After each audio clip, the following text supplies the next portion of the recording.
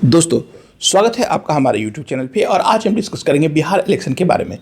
तो आज election commission जो भारत की है ECI, उसके अध्यक्ष श्री ज्ञानेश कुमार ने ये ऐलान किया है अपनी टीम के साथ कि बिहार में 2 फेज में चुनाव होंगे, एक 6 नवंबर को और एक 11 नवंबर को, और 17 नवंबर को रिजल्ट आएगा। ये जो फैसला है ना, पहले तो मैं इसका स्वागत करता हूँ। पिछले 2 और 3 चुनाव जो बिहार में हुए थे भाई, कम से कम 1 महीना चल रहा था, 4 फेज और 5 फेज में चलता था। मैं ये न्यूज़ सिर्फ और सिर्फ इसलिए बता रहा हूँ क्योंकि आई अप्रिशिएट, और मैं बहुत समय से ये सोचता आ रहा था कि अन्य देश जैसे अमेरिका हो गया, रूस हो गया, कहीं पे भी चले जाओ भाई, 1 या 2 दिन के अंदर पूरा इलेक्शन ख़त्म हो जाता है। और तो और उसके बाद ये होता है कि उसका रिजल्ट भी उसके नेक्स्ट डे से ही आना स्टार्ट हो जाता है।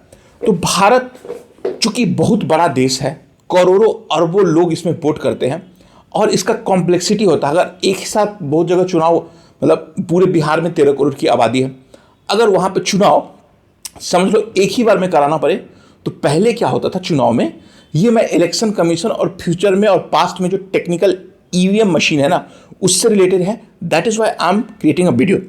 तो उसमें ये समझते हैं कि पहले बिहार या अन्य राज्यों में चुनाव होते थे तो वो बैलेट बॉक्सेस से होता था, और उस बैलेट बॉक्स से चोरी चकारी, मतलब बूथ कैप्चरिंग, एक पूरा का पूरा एक इंडस्ट्री था, और पॉलिटिकल लीडर उसका यूज़ भी करते थे। बट जब से EVM आया है तो उसको हैक करना लगभग नामुमकिन है। कारण ये है कि जो EVM है ना, इट्स अ डम मशीन। डम मशीन का मतलब ये हुआ कि उसमें ज़्यादा कुछ है ही नहीं, मतलब ना वो इंटरनेट से कनेक्ट करता, मतलब इस पर हज़ारों वीडियो आपको मिल जाएगा EVM से रिलेटेड।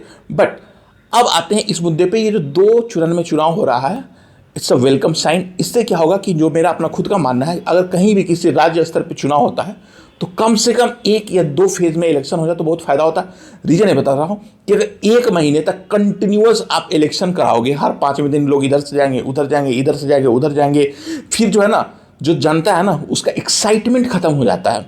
मतलब एक मोमेंटम बनता है कि भाई आज हमें वोट करना है, और उसके बाद ये एक्साइटमेंट मेरे को, जब मैं खुद बिहार से हूँ, तो लास्ट टाइम जब इलेक्शन हुआ था तो आई वॉज इन बिहार, और भाई पता ही नहीं चल रहा था कि मेरा जो इलेक्शन है, मैं पटना में रहता हूँ, तो वो किस डेट पे है, और वो आज होगा कल होगा। मतलब इलेक्शन स्टार्ट होने के 20 या 25 दिन बाद वो मेरे पास आया था।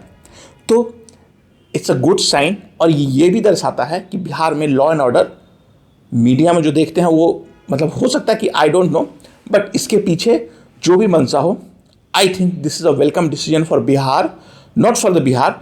मैं ये चाहूँगा कि कोई भी, मतलब जो जहाँ पे उतना दंगा फसाद नहीं, जैसे कि नॉर्थ ईस्ट के देश राज्यों में हो गया या फिर किसी अन्य राज्यों में, तो वहाँ पर आप 1 फेज या 2 फेज में चुनाव कराओगे, इट्स अ वेलकम साइन। अब ये समझते हैं कि बिहार में हमें अभी जो 3 पार्टियां हैं, 3 मतलब ट्रायंगुलर फाइट की तरफ देखा जा रहा है।